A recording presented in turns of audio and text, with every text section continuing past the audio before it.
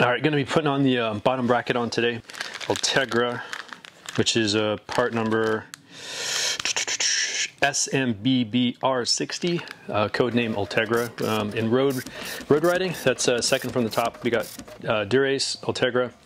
If you were to make that, if you were to compare that to mountain bike, you would have XTR/Dura-Ace. You would have XT/Ultegra. So this is what I'm going with here. It's a two-piece. It's an outboard bearing system, and crankset is the GRX, and this is a 40 tooth, and it will be complemented with a GRX rear derailleur and an 11-speed. I think we got, I don't know what that gearing is, 37, 36, 38, something like that. But we got a threaded system here. Pretty damn universal. I can get a bike from 1970 and I can put on a crankset bottom bracket system of today onto that bike because it's has the same threading system, also known as BSA. So I'm going to go ahead and use some Park Tool stuff right here. Again, you can use your brush, use a finger, but we don't need to go crazy here. If you literally just got grease in between each thread, and those threads are not very deep, I mean a millimeter or two deep, that's all you need. You don't need to do the center of the bottom bracket shell. You just want to go as far as threads go on both sides. And we are lubricating the threads on the bottom bracket shell and the threads on the bottom bracket. Now, if you notice that the bottom bracket itself, the threads, there's some stuff on there already. Could be colored blue, white, whatever. So the manufacturer may have put on some thread locker, and that thread locker, basically it's going to keep the bottom bracket, or anything threaded, anything that has the thread locker on, is going to keep that unit from vibrating loose under rough conditions or regular use. And I'm going to go ahead and go back with my finger, make sure everything is, basically I'm pushing the grease into the threads, getting off the excess in the process. So if you work a little bit neater with the grease, then there's less cleanup. That's something I appreciate. If you don't, then, you know, to each their own. And I tend to reuse the napkins the best I can because sometimes we go through them a little too quickly. All right, so here we got, this is a plastic sleeve. It's like a dust or water protector. It's got a little rubber O-ring on both sides. This pops off, boom. So when water leaks down from your seat post or your seat tube, it's going to hit this and bounce off rather than go inside and infiltrate your bearings from the inside there. And then here we got the white stuff here on the threads. So this came pre-applied and it's dry, and I'm going to assume it's some type of thread locker. When it's dry like that, when you go to screw this in, you're going to feel resistance. First couple threads are going to be nice and free, then it's going to get a little tough, and you might be hard to do by hand. So it's just letting you know that this is a compound that's meant to keep this whole system from vibrating loose on you. We all know if we get a loose bottom bracket under pressure, we're going to get some creaking or a bunch of noise down there. So I'm also going to throw some grease on there. There's a little bit here. I don't know if that's just a byproduct from being in a greasy bag, but I'm going to go ahead and throw grease on top of this. Now, I'm sure there's some controversy, but you can probably get away with just that, but I like to add a little more, and I haven't had any issues. I haven't seen any problems arise from it. If anything, we're just going to cut down on some creaking, and this also keeps water out of the system. At least protects these threads when they're ready to come back out of the bike. And you just notice I'm just doing a real thin coat. Whoop. Getting in between the threads. And then that's it. So usually the culprit of any noisy, creaking, cracking bottom bracket is we either don't have anything here, you know, at least have one or the other. Some thread locker, grease, and or both. And then a loose system. So either this is not torqued to the correct specs, we just need this to be a little bit loose, have a lack of grease in there with the combination of some dirt contamination, and then we're going to get some noise. So when you're under pressure, you're pedaling left, right, left, right, left, right. So a little bit of looseness. It's under pressure is going to create some pretty nasty noises. Now if you notice inside here, might be hard to see, but there's some green stuff. It's basically Shimano's grease, and they pre-lube the inside. So when I run my crankset through with the shaft, this guy here, it's going to lubricate. So we got threads here, these are called splines. We're going to lubricate a little bit here, just very lightly, a little bit here on the end where the bearing is going to ride, and a little bit here over here on this side. In some cases you might see a slight color differentiation, let you know bearings riding here and here, so light grease here, a little bit here, and maybe a little bit on the threads, but they usually put a goop of their grease inside here, and that's for when we go to put the end cap on there, or also known as the preload adjusting cap. So this guy here, it's got a very special shape. So once we get this through the bike, crankset's going to go on in the appropriate direction, appropriate way, boom, and then this is going to go right on top. So this goes threads into here. So this is going to make sure this top passenger side or left side non-drive side crank arm is tight onto this system.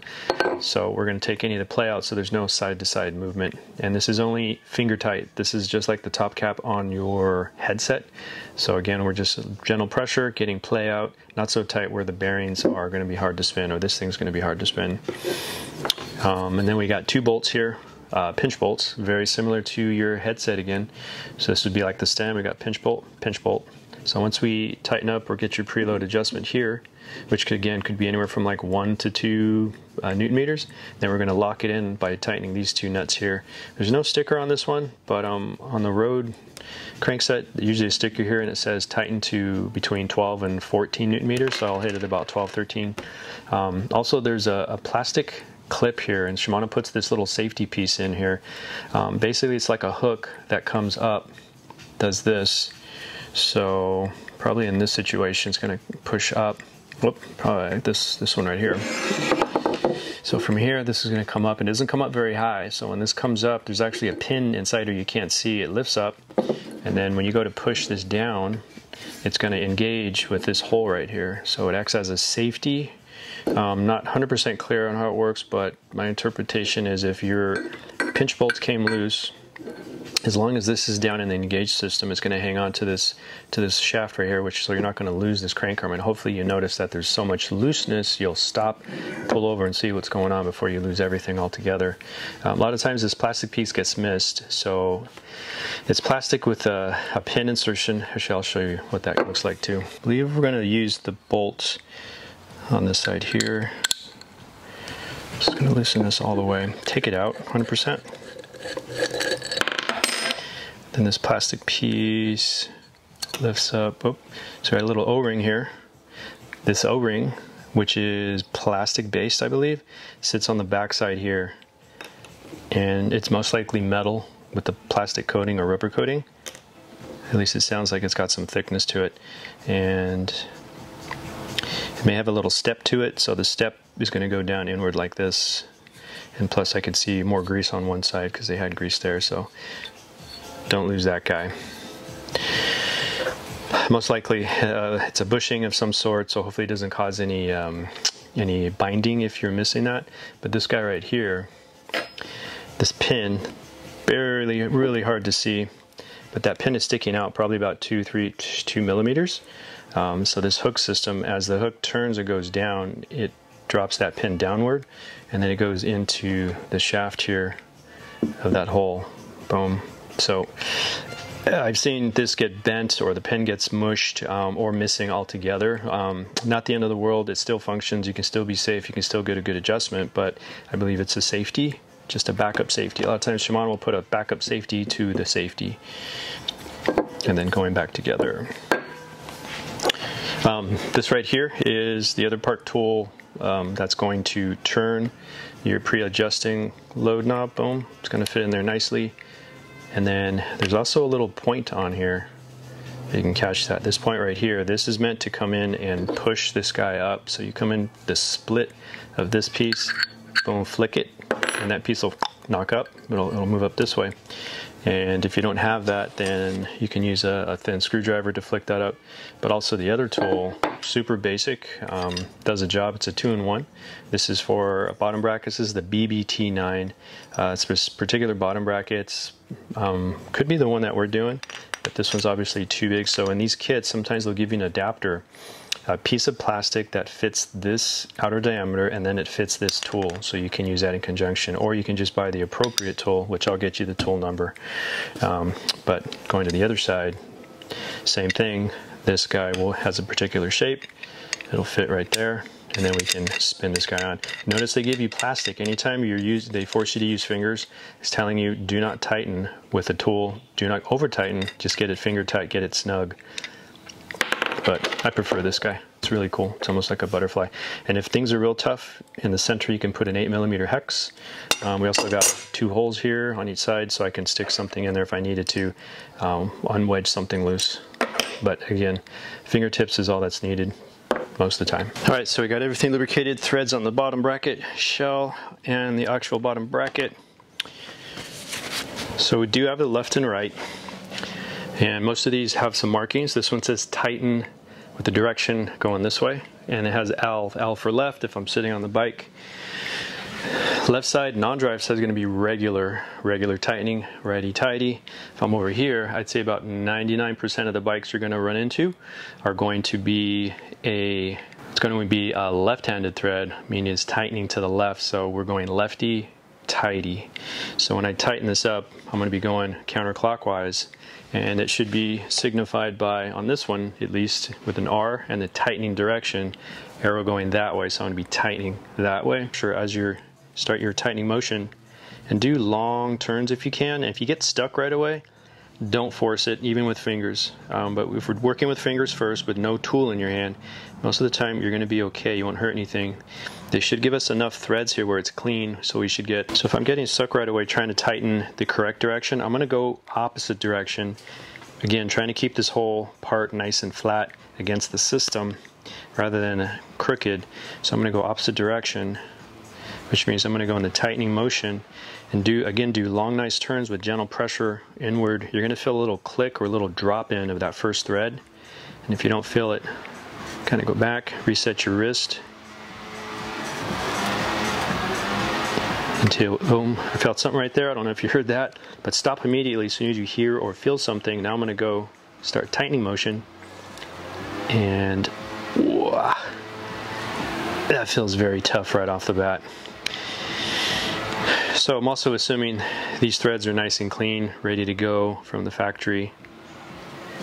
Double check you got the right side. Yes, I got the right side. Let's see here. So that got tight right away, so definitely take your time with this one. So I'm going to go opposite direction, 3 fingers pushing nice and flat. Wait for that little drop in or click. Okay, there it was. Nope, getting stuck again. So what I'm going to do is I'm going to pause on that side. I'm going to come over to the other side. I'm going to go to the left side. This is regular righty-tighty. And if you get a little confused, just walk over to that side and do the same thing. So again, I'm going to try just tightening right off the bat. That got stuck. All right, I'm going to back out. And then body positioning is everything. So if you feel you're in an awkward position, then you are. That means your hand's going to not feel right. Your balance is going to be off. But I'm feeling pretty decent right here, so I'm going back. Let me get that big click.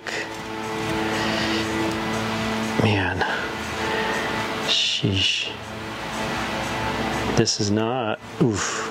There was a click there, but man, what am I getting? Not even a quarter turn before it gets really tight. Yeah, everything's feeling tight right off the bat. I don't like that. All right, so this is a brand new frame. I bought it from a shop, and you know, usually these things come pre-prepped. There's no overspray. Sides of the shell are cleaned off nice and smooth. Surfaces are flat and even. Same with your headset surfaces. The threads, maybe for some reason, maybe didn't get cleaned out 100%. So rather than kind of fuss with this some more, I know many of you won't have this tool. I actually held off from getting this tool for a long time because I haven't had to use it. It's a tool you may use once in a blue moon unless you're doing high volume. I figure if you need something like this, which is going to clean these threads, this is a Park Tool, I don't have the part number here, but it's going to clean these threads up. It's going to meet in the middle. It's going to go in nice and straight, have a good alignment, clean those threads up. So I'm going to go ahead and I'm going to wipe off this excess grease. careful anytime you stick your hand in there, start wiping stuff down. There could be metal shavings. So I'm just going to get the bulk of the grease out of there, just so I don't gook up my gook up the threads on that tool. That tool right there is probably approximately a $400 tool. That's one reason I didn't run out and buy it. But good to have when you're in class and something goes wrong. So we're going to put a little bit of cutting oil here, cutting fluid. I'm just going to do a drop. Every so often I can go back and add more. This is left and right specific. Definitely run down to your shop. I don't know what their backup time is, but it's a tool you're not going to use very often, so don't bother purchasing it. So I do have the left side if I'm sitting on the bike, and then I got right side, and these guys are going to meet together. So it's going to give me a good alignment, ensure that these threads are going in nice and straight. So look at this. So I'm just meeting surfaces here. Again, you have to go in the correct direction, so everything's going to be going forward. So this guy, we're tightening this direction. So already you can hear something there. And then we're tightening this direction. So that pretty much lined it up really nicely. So we don't want to use this if we don't have to, because it could take some extra metal away. So these are rotating in the same direction. So I'm using pretty light fingers here. Let's do one at a time here. Again, I got 2 or 3 fingers on this guy. And maybe that's all I need, is just to clean up that first or second thread. I just don't know. That feels pretty light. This one feels kind of tough. I want to back up a little bit. Sometimes by backing up, it can clear the pathway, get some of that garbage out. There are little slots in here, or flutes, that are gonna allow the debris to fall in the middle and not get in the way again. So this side, yeah, got tough again. Okay, let's see. This one still feels tough. I mean, I could stop here. What may happen is I'll feel great, but then when I go to run my bottom bracket in there, at some point it's going to get really tough again, and I'm going to be forcing it, and I'm going to have doubts that I'm stripping something. So here we got to be careful. I think that guy's loose. Okay. And do not drop these. These blades alone are definitely over $100.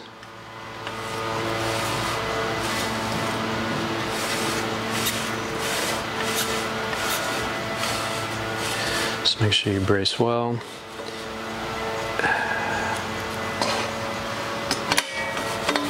There we go. And you're definitely going to have metal shavings in here, so be very careful. I'm going to give them a good wipe with this, and then I may come back with a brush.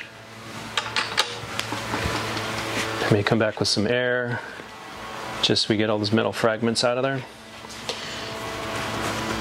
And a new towel or napkin doesn't hurt.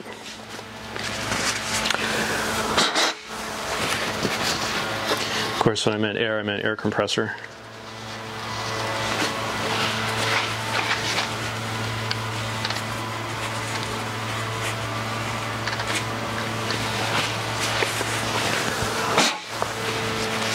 All right. So there's a little bit of grease on there still, so I'm going to go very lightly. So this is L. We do not want L, we want R. Do not make that mistake, and we're going to be rotating. I'm on the right side, I'm going to be going counterclockwise, and I'm going to start in that direction right off the bat. And right away it caught. I feel really good. I see those threads disappearing. I'm getting to the Loctite area, and I'm driving right through it with my hand. Man, that's great. Let's test this side. This side is regular, righty-tighty. This is the left side.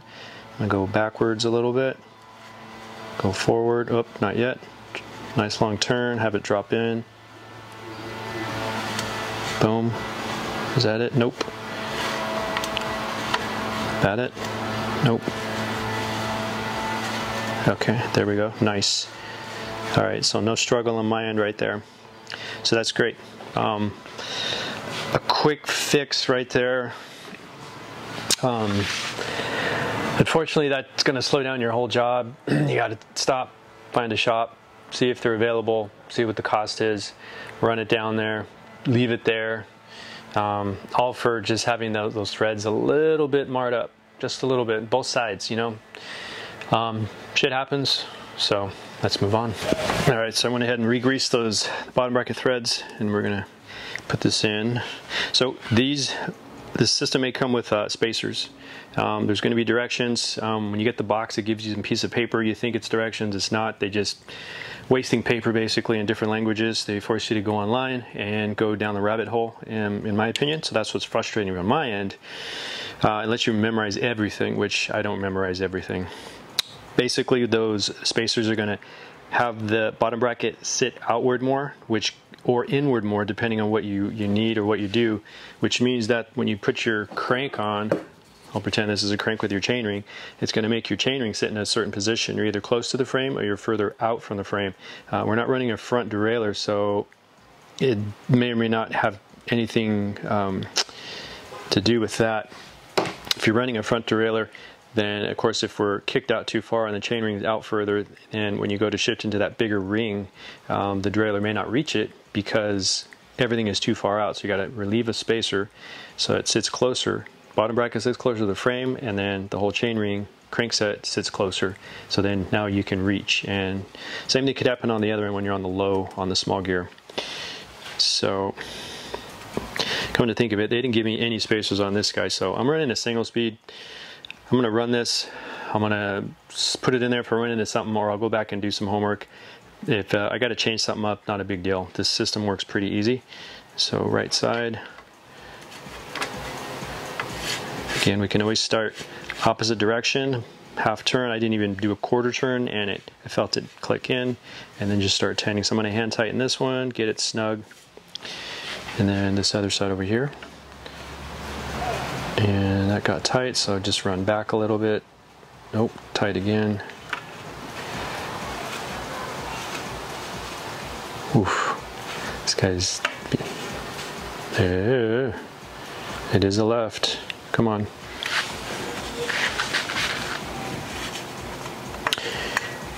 Okay, there was that drop in. Notice I just bent over, which allowed my arm to get in a slightly different position. Something as simple as that can help you out. Don't put yourself in an awkward position. You get comfortable, then put the bike in a place that you need it. Don't conform to the bike and put yourself in a funky position. All right, so those two cups, they'll merge and they'll connect to each other, forming a little dust and water seal. Whoops, wrong way. Forward, forward. And yeah, this one, it's got information that I don't need. It tells me it's a road, and it's not giving me a torque setting. So basic rule of thumb, we're probably looking at anywhere from 35 to 45 as a basic rule of thumb, but if you can find the specs on this. So I'm probably going to go to 40 for now, and then I will go back and take a look. Or you can go, if you have the back of the Park Tool book, it's got all the torque settings there. So grab my torque tool, and that, if you're looking for a specific tool that's going to fit that's not a plastic adapter. Let's see. Yep, that's the one right there. So this is it's a light purple BBT 59.2. That fits nice and tight. And we're going to try and do this minimal times. That way you don't scratch or mar up your pretty finish there. So with the Park Tool, this is a longer torque wrench. It goes from 10 to 60 Newton meters, I believe. And this has a spring inside, so when you're done with this, go back to 0 or close to 0, so we're not leaving pressure on the spring and fatiguing it over time. All right, so remember we're going lefty-loosey, so I'm going to be going up. So move your clicker. And with this, the head is going to pivot, doesn't create a loud noise. The head barely moves. You barely feel a free movement. It moves like 1/8 of an inch, 1/4 of an inch. So you really, when you start getting tight, again, I'm trying to go with just a couple fingertips here. So I'm not gonna muscle through this. So that was pretty distinct right there, but I'm going nice and slow. That was 40 Newton meters. Now I gotta switch this over so I can go the opposite direction. Now I'm going regular righty-tighty. And if you need to, get in a really good position. I like to put my armpit on top of the top tube anytime I'm working in this bottom bracket area. Could be bottom bracket, could be a crank arm, could be pedals. Now I have good stability, I'm in a safe position. Now I can come over here and put my hand here, so I'm pressing firmly on the tool. We don't want that tool to slip and scratch your pretty surface. And all I got to do is just maybe a shoulder, but I can drop my knees, bend my knees a bit. Now I can get good bracing. Now you can kind of start standing up, and you can use some bicep if you want. And there it is right there. So that was not a lot of pressure, so definitely go back and check that. That was 40 Newton meters right there. I don't feel like I over tightened it. I almost feel like I can go tighter, but let me check real quick.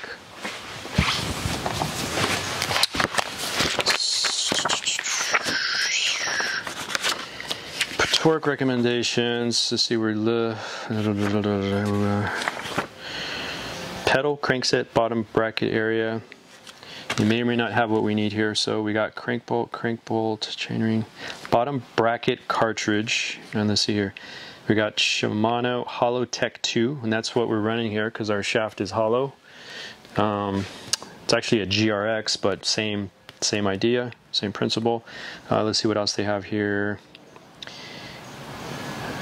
No, it's all right. So they're saying 35 to 49. So I'm gonna bump this up because that felt super light.